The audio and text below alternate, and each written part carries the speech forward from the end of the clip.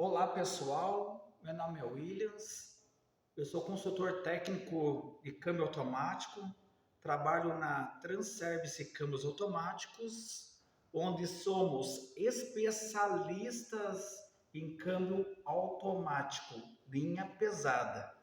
E hoje nós estaremos, nesse primeiro módulo, nós estaremos falando sobre os pacotes de discos do câmbio Voit.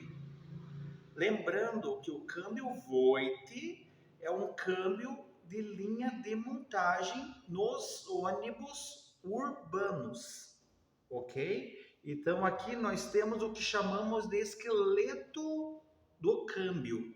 Então aqui, nesse primeiro ponto, nós temos o conjunto de entrada. Nesse conjunto do meio, nós temos o conjunto central. E nesse terceiro ponto, nós temos o conjunto do sistema de saída do câmbio. Ok? Nós temos então 3 embreagens e 3 freios. Temos aqui também uma roda distribuidora acoplado numa turbina, ok? Então, aqui nesse eixo de entrada, nós temos uma ligação direta com o motor através do que nós chamamos de hidrodamper. Esse hidrodamper vai fazer a união do volante do motor com o câmbio. Esse hidrodamper ele vai fazer a filtração da trepidação do motor para que o câmbio sofra menos possível a interferência de trepidação, ok? Sem o hidrodamper é impossível gerar torque para dentro do câmbio. Quando se fala em torque, é bem possível de salientar que o câmbio em si não gera potência. O câmbio em si não gera torque de motor, ok? Visto que ela é um ponto de apoio entre motor e rodado, ok? Então, qual que é a função do câmbio? É fazer essa harmonização entre motor, câmbio, propriamente dito, e o que nós chamamos de diferencial. Então, o que nós chamamos de trem de força, motor, câmbio, diferencial. Ok? Sem mais delongas, vamos para os pontos-chave do câmbio Voit, tanto Diva 3, Diva 5, Diva 6. A parte construtiva do câmbio é a mesma para as 3 aplicações, tanto Diva 3, Diva 5, Diva 6. E se porventura você pegar uma Diva 2, que é a primeira geração desse câmbio, a parte construtiva dela é a mesma, com exceção que ela tem 3 velocidades apenas e não tem o conjunto do SK. Falando em conjuntos, vamos para as apresentações então. Então aqui nós temos o conjunto do EK, conjunto do DK e conjunto do SK. Logo após nós temos o conjunto do PB, aqui nós temos o conjunto do TB e aqui nós temos o conjunto do RB. Então, vamos para o pacote de entrada. O pacote de entrada, nós temos 3 conjuntos, conforme já foi falado, EK, DK e SK, que são o que nós chamamos de embreagens. Então, eu tenho 3 embreagens e 3 freios. Os freios são compostos pelo PB, TB e RB. Então, o pacote do EK Juntamente com o TB, eu tenho a primeira velocidade. O conjunto do EK, que é esse primeiro aqui, juntamente com o conjunto do PB, eu tenho a segunda marcha, ok? O PB e o DK, nós temos a terceira velocidade. O PB e o SK, nós temos a quarta velocidade. Ok? Esse câmbio ele tem apenas 4 velocidades. O que nós temos que pontuar nesses elementos? Qual que é o nível de desgaste? Qual que é a preocupação que você tem que ter na hora da desmontagem e também na hora da remontagem desse câmbio? Primeiro ponto, você precisa analisar as estrias do eixo de entrada.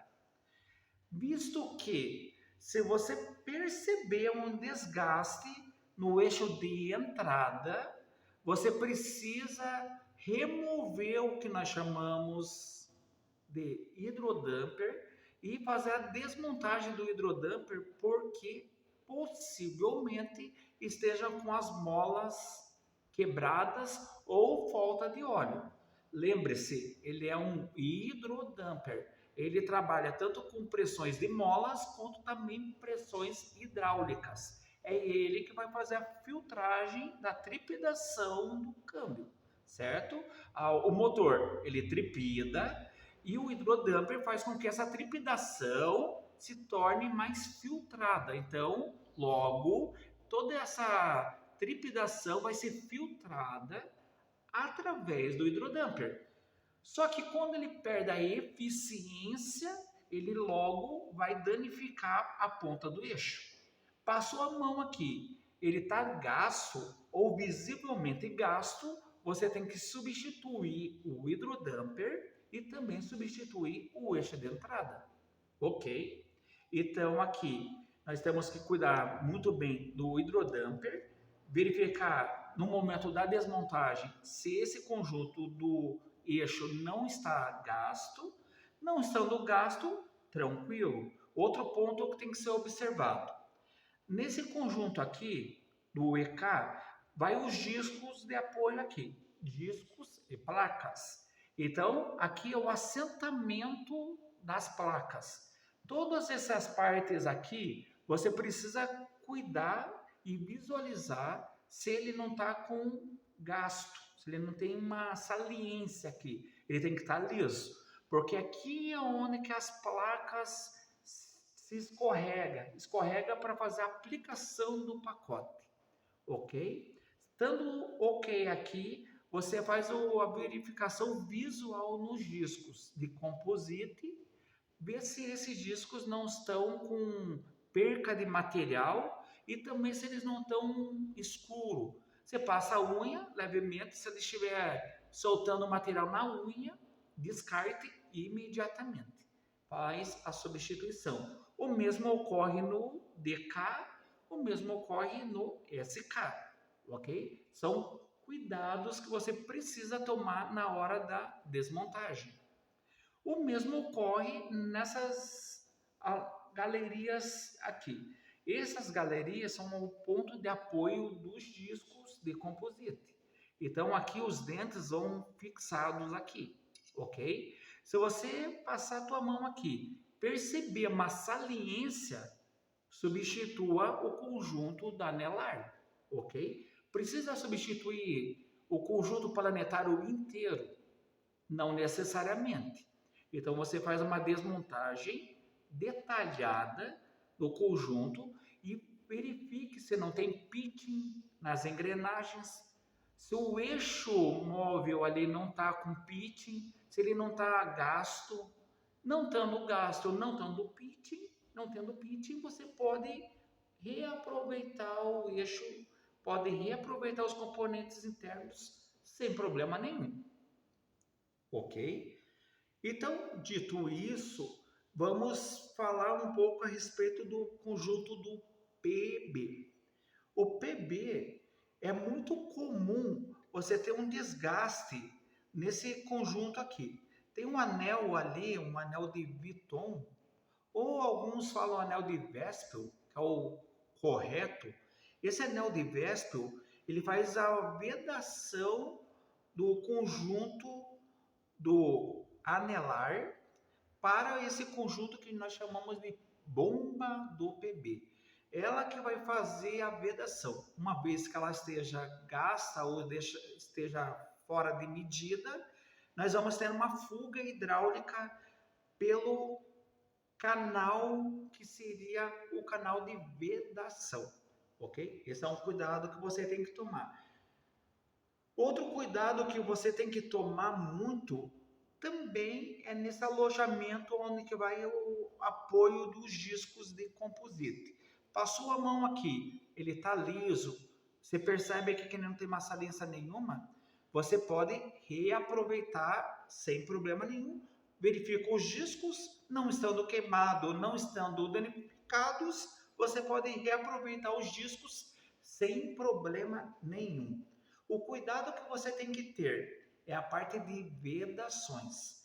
Esse câmbio, por ele esquentar muito, a vedação dele tende a dar problema, com ressecamento de anéis, com perca de medida dos anéis, e com isso faz com que os pistões sofram ali uma perca de pressão no acoplador, né?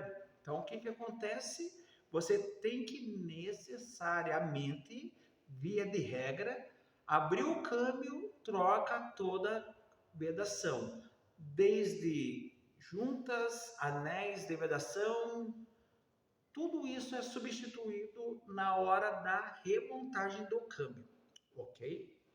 Então, esse é um cuidado básico, porém essencial na hora da remontagem do câmbio. Não pode reaproveitar as vedações. Passou aqui, um pouco mais para frente, nós temos a parte da turbina. Pessoal, a turbina, o cuidado que você deve exercer sobre ela é redobrado. Por quê? Porque nós temos duas buchas. Nós temos uma bucha de ferro e logo acima dessa bucha de ferro nós temos uma bucha de bronze. E não precisamos ser nenhum físico, nenhum especialista para entender que a bucha de bronze, a parte de dilatação é diferente da parte de dilatação da bucha de aço, da bucha de ferro. Então, é normal nesse modelo de câmbio, tanto Diva 3, Diva 5 e Diva 6, você tem uma baixa eficiência na pressão da bucha aqui, ó. O que que acontece? Ele sofre ali uma perca de pressão promovida por um desgaste acentuado na bucha de bronze, ok? Que vai sobre essa daqui. Então essa bucha aqui, ela tende a dilatar mais, com o tempo ela vai gastando a bucha de bronze. Então esse cuidado é um cuidado que você deve tomar na hora de visualizar, na hora de reparar o câmbio voente, ok? Esse rolamento aqui, o rolamento do TB, o número dele, FAG, é 6212, ok? Esse aqui, você precisa tomar nota e cuidado extremo na hora de verificar se ele está bom, se ele tem condições de uso. Esse daqui é um cuidado que você tem que ter muito no visual e no toque. Se você entender ali que você tirou o rolamento, se você fez uma descarbonização nele, e você entende ali que parece que tem um pouco de areia, como se tivesse alguma coisa pegando, rustido, substitui via de regra. A regra, nesse caso, é claro, abriu o câmbio, substitui, ok? Mas se você abriu ali e entende através de uma análise, tanto visual quanto no toque, certo? Você entende, opa, esse rolamento tá bom, pode reaproveitar ele, mas tendo como nota e consciência que todos os rolamentos, o correto é sempre substituir, ok? Logo na sequência aqui nós temos o rolamento do TB, também, os dois rolamentos são do TB. Aqui nós temos o conjunto de discos do TB, ok? Esse daqui dificilmente ele desgasta, porque ele é um material diferenciado dos outros, ok? Nesse conjunto do TB, é comum e natural você pegar e perceber que tem essas arruelas de encosto aqui que vai nas engrenagens planetários. Nós temos os 3 engrenagens planetárias, que é comum, por exemplo, quebrar e pegar ferro com ferro, e daí começa a gastar. Essa anelar começa a gastar o conjunto planetário. É normal, é comum. Então você tem que desmontar ele inteiro, avaliar os discos de Vespel, que esses arruelas de encosto, verificar se elas não sofreu nenhum dano, se elas não estão gastas. Estando gastos, substitui imediatamente, ok? Para garantir uma durabilidade na hora da remontagem do câmbio, ok? Então é muito simples, a remoção dela ali é muito tranquilo, muito básico, ok? Mas esse cuidado você deve tomar na hora da remontagem e também até mesmo na desmontagem, ok? Para não passar desapercebido, de repente você está lá, esqueceu de colocar, é um prejuízo para você depois, ok? Então esse cuidado você tem que ter. Aqui nós temos então o conjunto do RB. Esse conjunto do RB, ele tem tripla função no câmbio, ok? Basicamente tripla função, porque a primeira função dele é a marcha ré, certo? A marcha ré. A segunda função é o segundo e terceiro estágio do retarder. E quarta função, que não menos importante, quarta ou terceira função, dependendo como você quer entender, é o que nós chamamos de AIS otimizado. Como funciona esse AIS otimizado? Por exemplo, você parou no semáforo com o veículo, quando você, mesmo engatado, você pisou no freio, espera 3 segundos, ele vai desacoplar o pacote de entrada, ele vai deixar esse conjunto livre, o motor vai trabalhar mais solto, e esse conjunto do RB vai ficar travado para que o veículo não volte para trás, ok? Se o veículo voltar para trás, você tem uma fuga de pressão ou pelo RB ou pelo TB, porque o TB ele fica acionado também quando o veículo está parado, engatado em marcha drive, ok? Em D, ok? Então é básico, teste básico. Parou numa subida, pisou no freio, tirou o pé do freio, por 3 segundos ele não pode voltar para trás. Se ele voltar para trás, ou você tem uma fuga de pressão hidráulica por essa bucha, conforme foi falado, é muito fácil e tem muita decorrente em gastar ela e gerar uma fuga de pressão, ou você tem uma perca de eficiência nos discos do RB, ok? E continuando falando do RB, nós temos então o segunda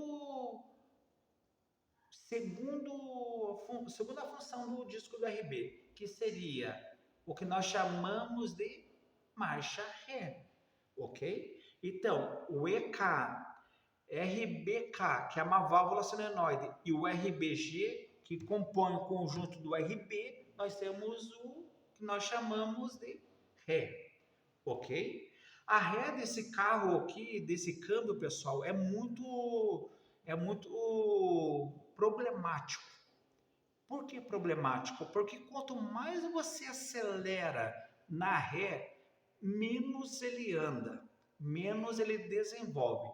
Então, se você quer ter uma eficiência boa na marcha ré, você só dá um toquezinho de leve no acelerador. Quanto menos você acelerar, mais ele vai desenvolver, ok? Meio confuso de entender essa lógica, porque ela não obedece a lei que nós estamos acostumados a ter como certo. Entende? Quanto mais você acelera, a tendência é ter mais ganho em velocidade. No caso, na ré da Voit é diferente. Quanto mais você acelera, menos ele anda, menos velocidade você vai ter na ré. Quanto menos você acelera, mais velocidade você vai ter na ré. Ok? E o terceiro e não menos importante função do RB é o que nós chamamos de retarder. Então, ele é responsável pelo segundo e terceiro estágio do retarder, ok? Então, o primeiro estágio do retarder, quem promove é o conjunto do TB, ok? TB. E o segundo e terceiro estágio do retarder, quem promove é o RB, ok? Então, se você tiver com uma baixa eficiência no retarder, quando aciona o segundo e terceiro estágio, você tem uma perca de material dos discos do RB.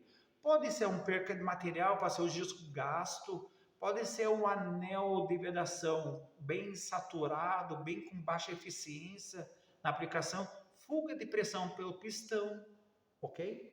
Então isso daí é o basicão. Então, dito isso, vamos para os elementos de mudanças. Então, aqui, pessoal, nós temos conforme já foi falado, nós temos o EK, DK, SK, PB, TB e RB. Vamos para os elementos de mudança. EK e TB, que é a turbina, nós temos a primeira marcha. EK e PB, nós temos a segunda marcha. O PB e DK, nós temos a terceira marcha. O PB e SK, nós temos a quarta marcha. Ok? Então, cuidados básicos, é muito no visual. Forma de lavar esse câmbio, somente no querosene. A partes de aço, partes de ferro, somente no querosene. Partes de alumínio, como carcaça, turbina, bomba do PB, você pode lavar na água sem problema nenhum, ok? O único produto químico que você pode utilizar na lavagem desse câmbio, conforme já foi falado, é o querosene. Diesel, jamais. Gasolina, jamais. Ok? Nenhum outro produto pode ser utilizado a não ser o querosene. Dito isso, qual o óleo que é homologado pela Voit para ser inserido no câmbio? O óleo que é utilizado pela fábrica nesse câmbio são três. Você pode utilizar o Dexon 3, você pode utilizar o Dexon 6 e você pode utilizar o Transcend, que é totalmente homologado pelo fabricante. Só que alguns cuidados que você vai ter que ter em relação ao intervalo de troca de óleo, ok? Por exemplo, se você usar lá o Dexon 3 mineral, você vai ter que trocar o óleo a cada 30.000 quilômetros rodados. Se você usar um óleo Dexon 6 sintético, você pode substituir a cada 80.000 quilômetros rodados, ok? O intervalo de troca de óleo é importantíssimo para garantir a durabilidade do equipamento.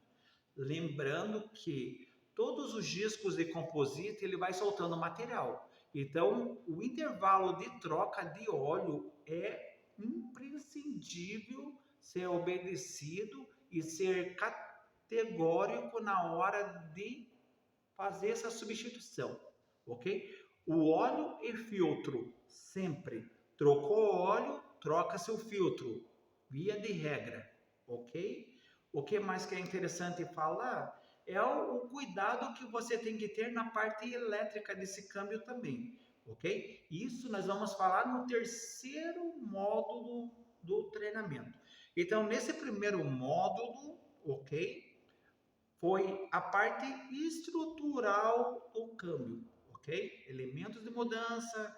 Nós falamos que temos 3 embreagens, 3 freios, temos o conjunto de entrada, conjunto de saída.